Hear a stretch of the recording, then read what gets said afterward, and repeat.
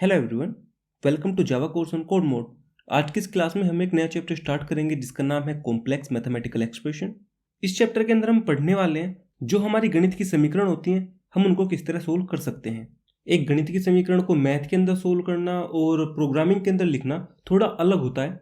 और प्रोग्रामिंग में इस तरह की समीकरण को सोल्व करने के लिए हमारे पास दो तरीके होते हैं। हम उन दोनों को यहाँ पे एक एक करके डिस्कस करेंगे, परंतु उससे पहले देखते हैं हमारे जो मैथ के अंदर ऑपरेटर्स होते हैं उनका सोल्व होने का क्रम कौन सा है।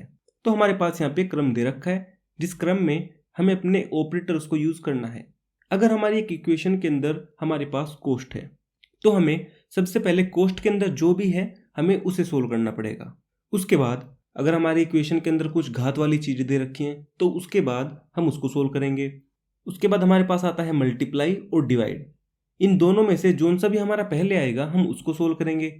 और इन सबको सोल्व करने के बाद हमारी इक्वेशन के अंदर जोड़ बच जाएगा और घटा बच जाएगा। तो इन दोनों में से जो हमारा पहला आएगा हम उसको सोल्व करेंगे। तो ये तो हमारे ऑपरेटर्स का एक क्रम था जिसके हिसाब से हम उनको सोल्व करेंगे। अब हमारे पास दो तरीके हैं तो उन तरीकों को देखते हैं। मान लेते हैं मेरे पास एक समीकरण है जिसके अंदर है मेरे पास x = 5/5 + y मल्टीप्लाई बाई 2। अब मुझे इस इक्वेशन को अपनी प्रोग्रामिंग के अंदर सोल्व करना है। तो मेरे पास यहाँ पे दो तरीके हैं, एक को मैं बोलता हूँ डिवाइड एंड रूल और दूसरे के अंदर हम अपने कोष्ट लगाते हैं। जो हमारा डिवाइड और रूल होता है उसके अंदर हम अपनी इक्वेशन को छोटे छोटे पार्टों में डिवाइड कर लेते हैं और फिर उसके बाद सोल्व करते हैं। और जो हमारा दूसरा तरीका है उसके अंदर हम अपनी इक्वेशन के अंदर कोष्ट लगाते हैं, क्योंकि जो हमारा कोष्ट होता है वो सबसे पहले सोल्व होता है तो हम उस चीज़ का थोड़ा फायदा उठाते हैं। अब इस इक्वेशन के अंदर हम कुछ इस तरह से अपने कोष्ट लगा सकते हैं। अगर मैं एक कोष्ट यहाँ पे लगा दूँ, फिर उसके बाद एक कोष्ट यहाँ पे लगा दूँ और अपनी इस इक्वेशन को लिख दूँ, तो मेरी इक्वेशन किस तरह सोल्व होगी अब वो देखते हैं। तो सबसे पहले मेरा अंदर वाला कोष्ट सोल्व होगा जिसके अंदर मेरे पास 5 + y है। 5 + y सोल्व होने के बाद मेरा 5 अपॉन जो भी मेरा 5 + y आएगा वो सोल्व होगा और उसके बाद मैं 2 की मल्टीप्लाई कर दूंगा। अगर मैं इस इक्वेशन को अपनी प्रोग्रामिंग में लिखना चाहता हूँ तो मैं कुछ इस तरह से इसको लिख सकता हूँ, x = 5 / 5 + y और फिर यहाँ पे वापस से एक कोष्ट लगाऊंगा और फिर इसके अंदर मल्टीप्लाई करूंगा अपने 2 की।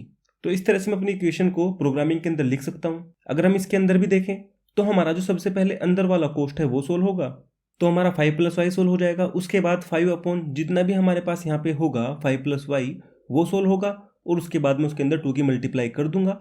तो इस तरह से मेरा पूरा प्रोग्राम सोल्व हो जाएगा। अब इसी इक्वेशन को मैं दूसरे तरीके से भी सोल्व कर सकता हूँ जिसके अंदर मैं इस इक्वेशन को छोटे छोटे पार्ट में डिवाइड करूंगा।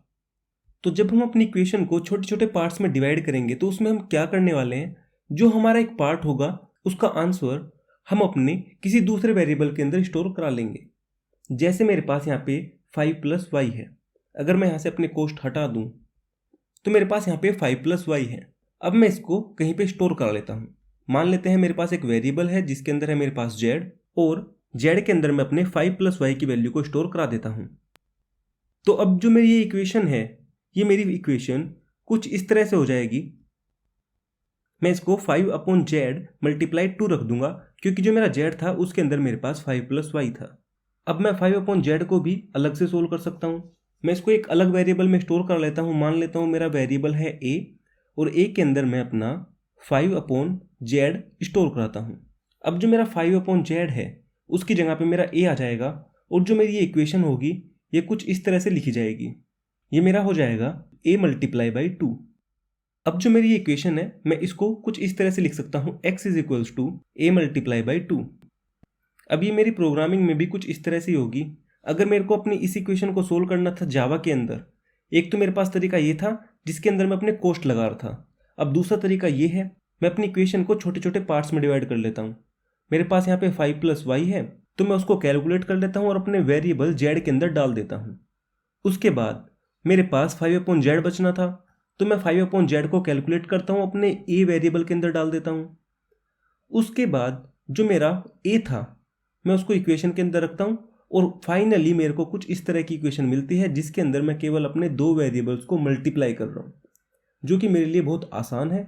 तो इस तरह से मैं अपनी इक्वेशन को सोल्व कर सकता हूँ। अगर हमारे पास बहुत बड़ी इक्वेशन है तो हमें उस इक्वेशन को छोटे छोटे भागों में बांट लेना चाहिए। उससे क्या होगा, जो हमारी इक्वेशन है वो बहुत छोटी हो जाएगी, जिससे हम अपनी इक्वेशन को बाद में बड़ी आसानी से लिख पाएंगे।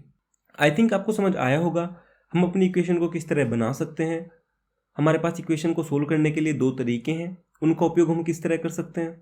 अब इसके बाद आपके पास एक क्विज है जिसको आपको सोल्व करना है। अगर आप इस वीडियो को यूट्यूब पे देख रहे हैं तो आपको वीडियो को लाइक करना है, चैनल को सब्सक्राइब करना है। अगर आप इस कोर्स को देखना चाहते हो तो इस कोर्स का लिंक आपको डिस्क्रिप्शन के अंदर मिल जाएगा, आप वहां से जाके इस कोर्स को देख सकते हो। तो मिलते हैं अगली क्लास के अंदर, तब तक के लिए thank you and bye bye.